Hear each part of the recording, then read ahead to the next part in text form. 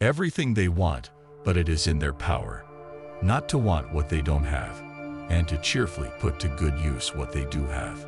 In other words, instead of constantly craving more, we should focus on being grateful for what we already possess and make the most of it.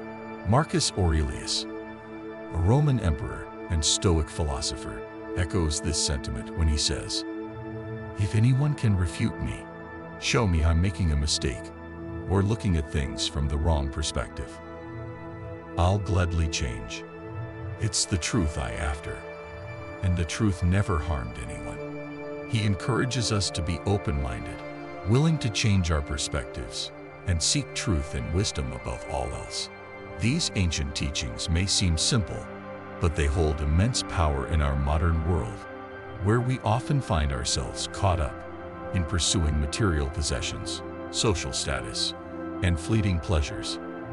By embracing the principles of contentment, open-mindedness, and integrity, we can cultivate a sense of inner peace and fulfillment that transcends external circumstances. Now, picture waking up in the morning with happiness for something as simple as coffee, good weather, or even the sound of laughter from a family member. Two key aspects that stand out are being able to challenge your assumptions and the willingness and ability to transform.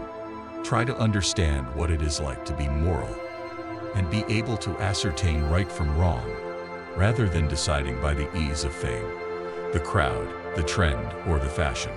These lessons that Seneca and Marcus Aurelius have to offer us are as relevant today as they were thousands of years ago. By embracing their wisdom, we can unlock the keys to a life of true happiness, purpose, and virtue. A life that is not defined by what we have, but by who we are and how we choose to live. Finding joy in what you have. Can you remember that you have ever fallen in love with something you could see but did not have or desire to own the object, such as a new video game console or a brand new bike? Perhaps you may have even had that initial feeling of envy, especially when you saw your friend or classmate getting all that you would have wanted. Everyone will go through it in their lifetime, but it can be an unfulfilling and unhappy place if that is your focus.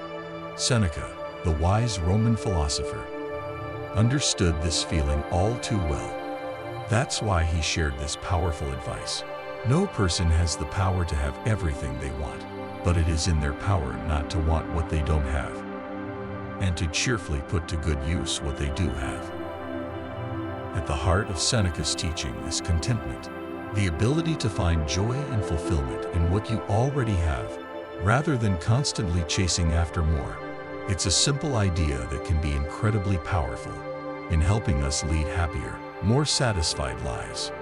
What if you could be delighted with your existing games and gadgets, rather than in buying your friend's new video gaming device? I wish people could have what they need and stop craving the latest fashionable clothes to wear. Maybe some people could spend some effort trying to make a good outfit with what they have.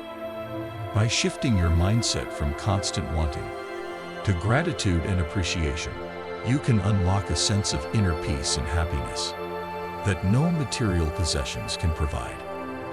This idea of contentment and simplicity isn't unique to Seneca. It has been echoed by wise teachers and philosophers throughout history.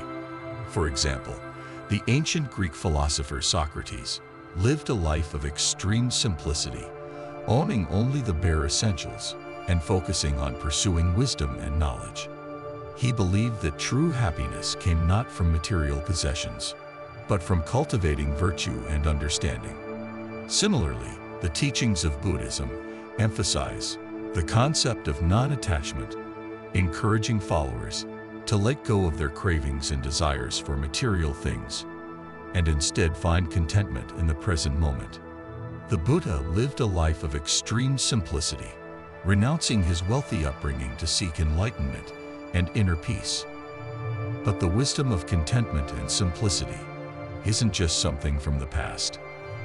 It's also embraced by countless individuals and communities in modern times. Take, for example, the tiny house movement, where people downsize and live in small, simple homes to reduce their environmental impact. save money, and focus on what truly matters. Or consider the minimalist lifestyle, where individuals intentionally limit their possessions and consumption to cultivate a sense of freedom, clarity, and contentment.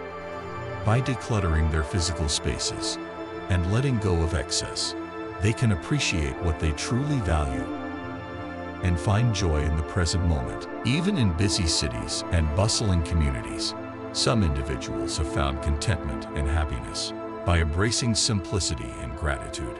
Perhaps it's the retiree who finds joy in tending to a small garden, or the student who savors the simple pleasure of a good book and a warm cup of tea. So how can you start cultivating a sense of contentment and appreciation for what you already have? Here are some practical tips and exercises to try. 1. Practice gratitude each day. Take a few moments to reflect on what you're grateful for, no matter how small. Write them down in a journal or take a few deep breaths and let the feelings of gratitude wash over you. 2. Declutter your space. Look around your room or living area and identify items you no longer need or use. Donate or sell these items and notice how clearing out physical clutter can also help to clear your mind and cultivate a sense of simplicity. 3. Savor small pleasures. Instead of constantly seeking out extensive, exciting experiences, learn to appreciate the simple joys in life. The warmth of the sun on your face, the taste of ripe fruit, or the sound of a loved one's laughter. 4. Practice mindfulness.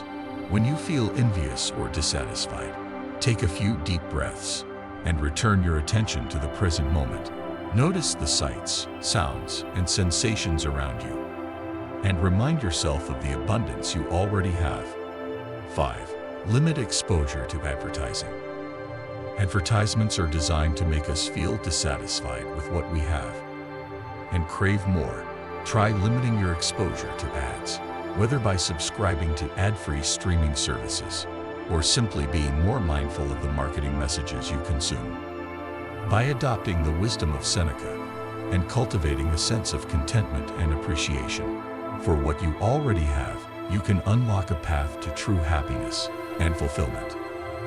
It's a journey that requires practice and patience, but can ultimately lead to a life of greater joy, peace, and freedom. Remember, true happiness doesn't come from constantly acquiring more. It comes from learning to appreciate and make the most of what you already have.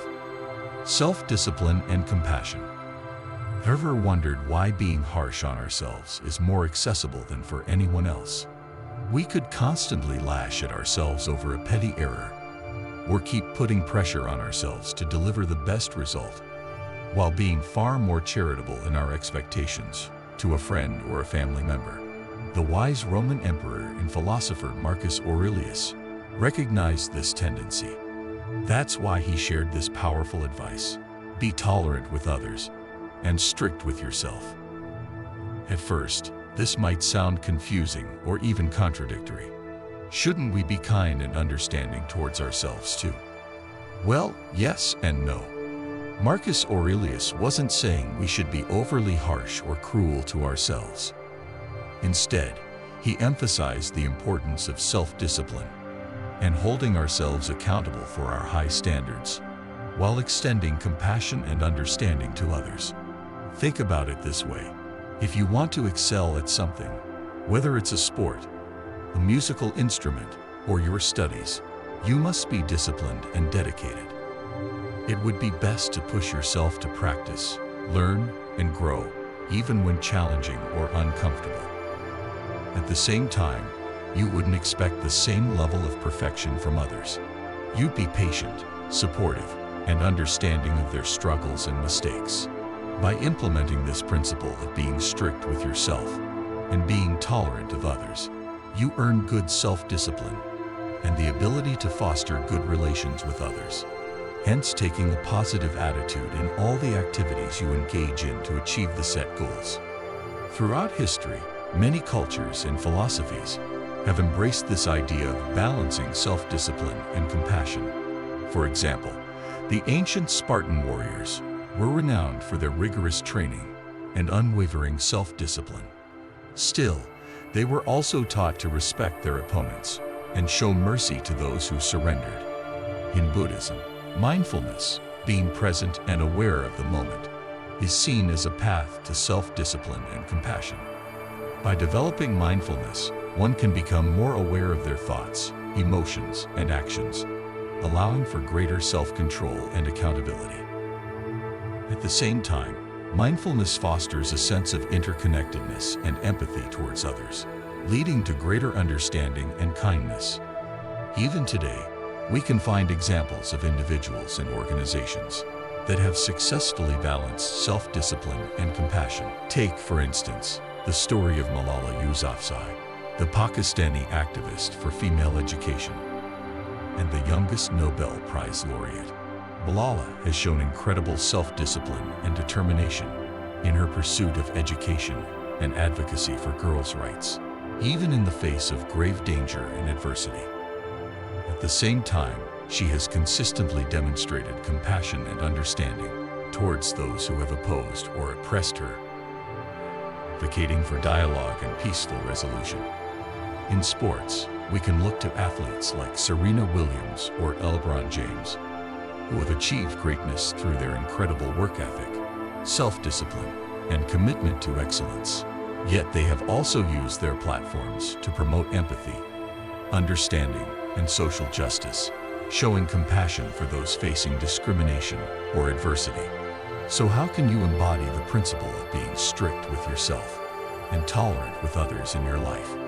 Here are some practical tips and exercises.